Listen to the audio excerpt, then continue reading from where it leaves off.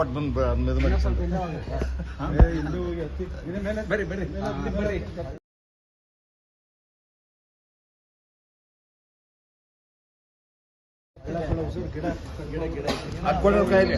ನೋಡ್ತಾ ಇದ್ದೀರಾ ನಮಸ್ಕಾರ ಕರ್ನಾಟಕ, ನಮಸ್ಕಾರ ವೀಕ್ಷಕರೇ. ನೋಡ್ತಾ ಇದ್ದೀರಾ ಭಾರತೀಯ ಪ್ರಜೆಗಳ ಕಲ್ಯಾಣ ಪಕ್ಷ ಸುಮಾರು 8 ರಿಂದ 9 ವಸಂತಗಳಲ್ಲಿ ಹಲವಾರು ಜಿಲ್ಲೆ, ತಾಲೂಕು, ಹೋಬಳಿ ಮಟ್ಟದಲ್ಲಿ ತನ್ನದೇ ಆದ ಒಂದು ಛಾಪು ಮೂಡಿಸುವಂತ ಕೆಲಸಗಳು ಮಾಡ್ತಾ ಇದೆ. ಅದೇ ತರನೇ ಇವತ್ತು ನೂತನವಾಗಿ ಅಲ್ಪಸಂಖ್ಯಾತ ಘಟಕದ ರಾಜ್ಯಾಧ್ಯಕ್ಷರಾಗಿ ಒಂದು ನೇಮಕಾತಿ ಆದೇಶನ ಸೈಯದ್ ಆಸಿಫ್ ಬುಖಾರಿ ಅವರಿಗೆ ನೀಡುವ ಮುಖಾಂತರ ಇವತ್ತು ಅವರಿಗೆ ಜವಾಬ್ದಾರಿ ಕೊಟ್ಟಿದ್ದಾರೆ.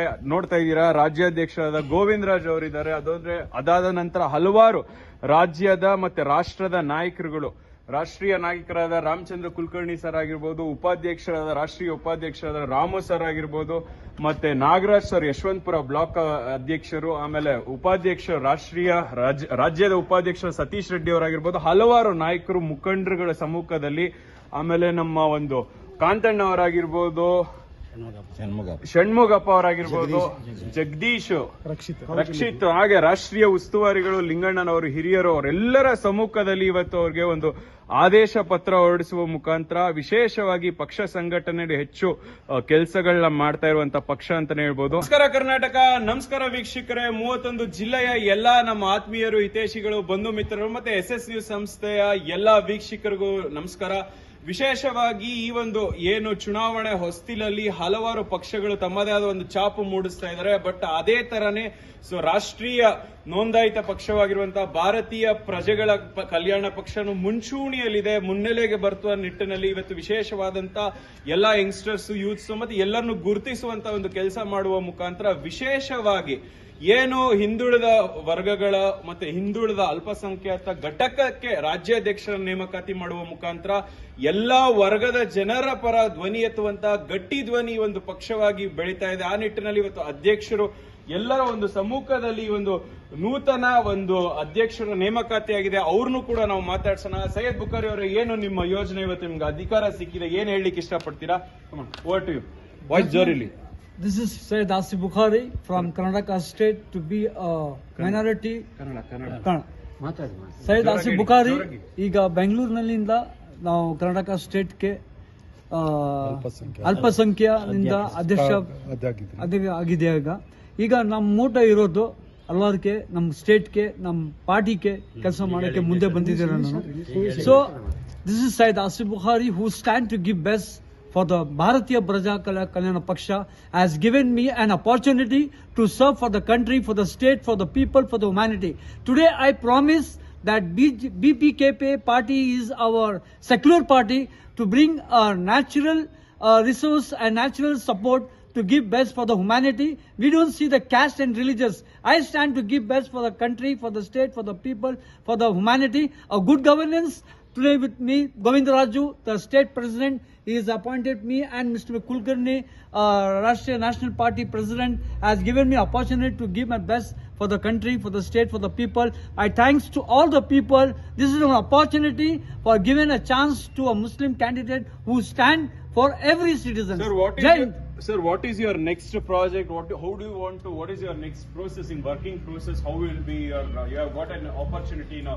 So how will be your upcoming projects, as well as how come your upcoming working methodologies, and as well as upcoming election preparations? What I have done as per your as I contested so many elections, 2-time corporator, 7-time MLA, 3-time Bangalore Central MP candidate.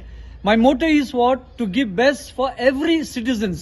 And I promise that for Karnataka state to work as a minority president, to work and give support to all the people. Upcoming projects?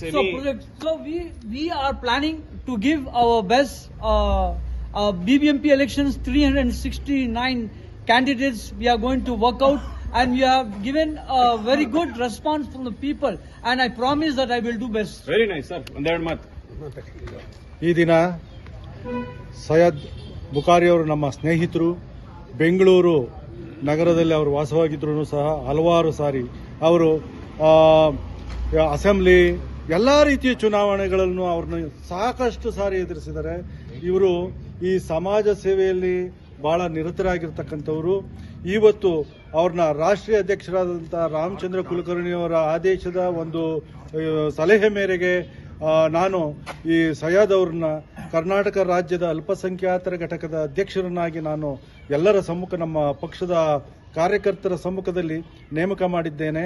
ಇವರು ಹೆಚ್ಚಿನ ರೀತಿಯಲ್ಲಿ ಈ ಪಕ್ಷಕ್ಕೆ ಹಲವು ಬಗೆಯ ಈ ಸಮಸ್ಯೆಗಳನ್ನು ಅವರು ಎದುರಿಸ್ತಾ ಇದ್ದಾರೆ. ಇವರು ಒಂದೇ ಧರ್ಮ ಅಲ್ಲ, ಇವರು ಹಲವು ಎಲ್ಲ ರೀತಿಯ ಧರ್ಮಗಳನ್ನ ಸಮಾನತೆಯಲ್ಲಿ ನೋಡ್ಕೊಂಡು ಬಂದಿರುವಂತಹ ವ್ಯಕ್ತಿ ಅಂದರೆ ನಮ್ಮ ಸಯ್ಯದ್ ಅವರು.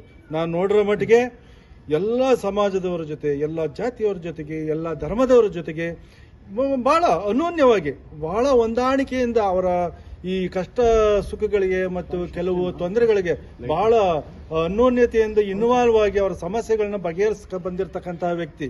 ಅದನ್ನ ನಾವು ಗುರುತಿಸಿ ಅವ್ರನ್ನ ಕರ್ನಾಟಕ ರಾಜ್ಯದ ಅಲ್ಪಸಂಖ್ಯಾತರ ಘಟಕದ ಅಧ್ಯಕ್ಷನನ್ನಾಗಿ ಮಾಡಿ ಇವತ್ತು ಅಧಿಕಾರವನ್ನು ಅವರಿಗೆ ಒಂದು ಜವಾಬ್ದಾರಿನ, ಉನ್ನತವಾದ ಒಂದು ಜವಾಬ್ದಾರಿಯನ್ನು ಕೊಟ್ಟಿದ್ದೀವಿ.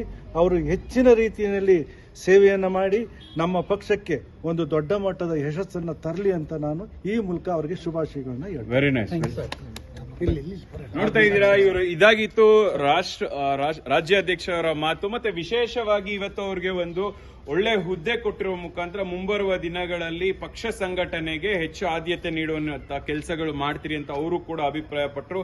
ವಿಶೇಷವಾಗಿ ಬಡವರ, ಕೂಲಿ ಕಾರ್ಮಿಕರ, ಅಲ್ಪಸಂಖ್ಯಾತರ, ಹಿಂದುಳಿದ ವರ್ಗಗಳ ಪರ ಮತ್ತೆ ಕನ್ನಡದ ಧ್ವನಿಯಾಗಿ, ನ್ಯಾಯದ ಪ್ರತಿಧ್ವನಿಯಾಗಿ ನಿಲ್ಲುವಂತ ಗಟ್ಟಿ ಧ್ವನಿ ಒಂದು ಪಾರ್ಟಿಯಾಗಿ ಮುನ್ನುಗ್ತಾ ಇದೆ. ವಿಶೇಷವಾಗಿ ಈ ಒಂದು ರಾಷ್ಟ್ರೀಯ ಪಕ್ಷಗಳು ಬೇರೆ ಬೇರೆ ಏನು ನಮ್ಮ ಬಿಜೆಪಿ, ಕಾಂಗ್ರೆಸ್, ಜೆಡಿಎಸ್ ಬೇರೆ ಬೇರೆ ಪಕ್ಷಗಳಿದೆ, ಅದೇ ತರನೇ ಈ ಒಂದು ಪಕ್ಷನು ವಿನೂತನವಾದಂತಹ ಒಂದು ಕಾರ್ಯಕ್ರಮಗಳ ಮುಖಾಂತರ ವಿಶೇಷ ವಿಭಿನ್ನತೆಯನ್ನು ಒಳಗೊಂಡು ಜನರ ಸೇವೆ ಮಾಡುವ ನಿಟ್ಟಿನಲ್ಲಿ ಮುಂಚೂಣಿಯಲ್ಲಿದ್ದು ಮುನ್ನೆಲೆಗೆ ಬರ್ತಾ ಇರೋದ್ರಿಂದ ಆಲ್ಮೋಸ್ಟ್ ಜನಗಳ ಅಭಿಪ್ರಾಯನೂ ಒಳ್ಳೆ ರೀತಿಯಲ್ಲಿ ಸಾರ್ವಜನಿಕ ವಲಯದಲ್ಲಿ ಎಲ್ಲರ ಮೆಚ್ಚುಗೆಗೆ ಪಾತ್ರವಾಗ್ತಾ ಇದೆ.